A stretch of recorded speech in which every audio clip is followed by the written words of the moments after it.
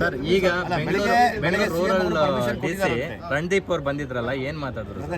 CM ಅವರು okay ಮಾಡಿ ಅಂತ ಹೇಳಿದಾರಂತೆ. ಆದ್ರೆ ಇಲ್ಲಿ ಕೆಲವ್ರ ಕಡೆಯಿಂದ ಅದು ತಡೆ ಆಗ್ತಾ ಇದೆ. ಈಗ ಅವ್ರು ದೊಡ್ಡವರು ಅವರೇ ಕೊಟ್ಟ ಮೇಲೆ ನಾವು ನಿಮ್ಮಲ್ಲಿ ರಿಕ್ವೆಸ್ಟ್ ಮಾಡ್ತಾ ಇದೀವಿ, ದಯಮಾಡಿ ಈ ವಿಷಯನ ಮುಗಿಸಿ.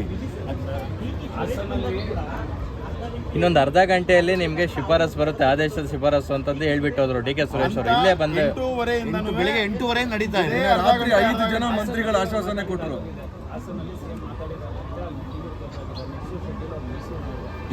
ದಯಮಾಡಿ ತಾವು ಮುಗಿಸಿ.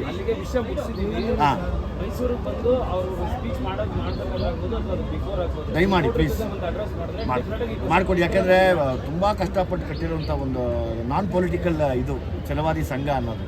ಎಷ್ಟೋ ಜನ ಬಡವರ ಪರವಾಗಿ ನಿಂತಿದ್ದಾರೆ, ದಲಿತರು ಅನ್ನೋಕ್ಕಿಂತ ಹೆಚ್ಚಾಗಿ ಬಡವರ ಪರವಾಗಿ ನಿಂತು ಶೋಷಿತರ ಪರವಾಗಿ ನಿಂತಂಥ ದೊಡ್ಡ ಹೋರಾಟಗಾರರು. ಸೊ ಹಂಗಾಗಿ ನಂದು ಒಂದು ರಿಕ್ವೆಸ್ಟ್ ಇದೆ, ದಯಮಾಡಿ CM ಅವರಿಗೆ ಮನವಿ ಸಲ್ಲಿಸಿ ತಾವೆಲ್ಲ ಸೇರಿದ್ರೆ ಅವಕಾಶ ಮಾಡಿಕೊಂಡ್ರೆ ಇಲ್ಲೇ ಬ್ಯಾಂಗ್ಳೂರಲ್ಲೇ ಮಾಡ್ತೀವಿ. ಅದೊಂದು ಸ್ಮಾರಕವಾಗಿ ಉಳ್ಕೊಳ್ಳುತ್ತೆ. ಎಷ್ಟೋ ಜನಕ್ಕೆ ಇನ್ಸ್ಪೈರ್ ಆಗುತ್ತೆ. IAS IPS ಮಾಡೋಂಥ ಗಂಡು ಹೆಣ್ಮಕ್ಳಾಗಲಿ ಒಂದು ದೊಡ್ಡ ಉದಾಹರಣೆಯಾಗಿ ಉಳ್ಕೊಳ್ಳುತ್ತೆ. ಇದು ನಿಮ್ಮಲ್ಲಿ ರಿಕ್ವೆಸ್ಟ್ ಮಾಡೋಕ್ಕೆ ಬಂದಿದ್ದೀವಿ ಸರ್. ಒಂದು ಟೆಕ್ನಿಕ್ ಇದರ ಪಾಸಿಬಲ್ ಇದೆ ಅಂತ ಅಂದರೆ ನಿಮಗೆ ಮತ್ತು ಸಿದ್ದರಾಮಯ್ಯ ಅವರಿಗೆ ಒಂದು ಒಡನಾಟ ಇರೋ ಕಾರಣ ನೀವೇನಾದರೂ ಅವ್ರ ಕಡೆಯವ್ರಿಗೆ ಅದನ್ನು ಹೇಳ್ಬೋದಾ? ಇಲ್ಲ ಇಲ್ಲೇನಾಗುತ್ತೆ, ಇದು ಮಾನ್ಯ ಮುಖ್ಯಮಂತ್ರಿಗಳ ನಿರ್ಧಾರ. ನಾನೊಬ್ಬ ಅವ್ರಿಗೆ ಅಭಿಮಾನಿ ಆಗಿರ್ಬೋದು. ಇಲ್ಲ ನಾನು ಸಲಹೆ ಕೊಡೋಷ್ಟು ದೊಡ್ಡವನಲ್ಲ, ನಾನು ಅಭಿಮಾನಿ ಆಗಿರ್ಬೋದು. ನಂದು ಕೂಡ ಒಂದು ಕೋರಿಕೆ. ಯಾಕೆಂದರೆ ನಾನು ಛಲವಾದಿ ಸಂಘ ಅವತ್ತಿಂದ ನೋಡಿದ್ದೀನಿ. ಯಾಕೆಂದ್ರೆ ನಾನು ಅವ್ರ ಜೊತೆ ಓಡಾಡಿದ್ದೀನಿ.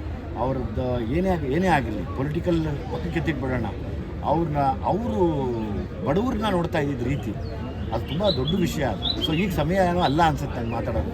ಸೊ ಹಂಗಾಗಿ ನಾನು ಒಬ್ಬ ಪ್ರಜೆಯಾಗಿ ದೊಡ್ಡ ಸಾಧಕರಿಗೆ ಅಲ್ಲೊಂದು ಸ್ಥಳ ಮಾಡಿಕೊಡಿ ಅಂತ ಕೇಳ್ತಾ ಇದ್ದೀನಿ. ತಾವು ದಯಮಾಡಿ ಮುಗಿಸಿ ಆ ವಿಷಯ. ಸರ್ಕಾರಕ್ಕೆ ಮಾಡೋಕ್ಕಾಗದಿರೋಂಥ ಕೆಲಸ ಯಾವುದೂ ಇಲ್ಲ.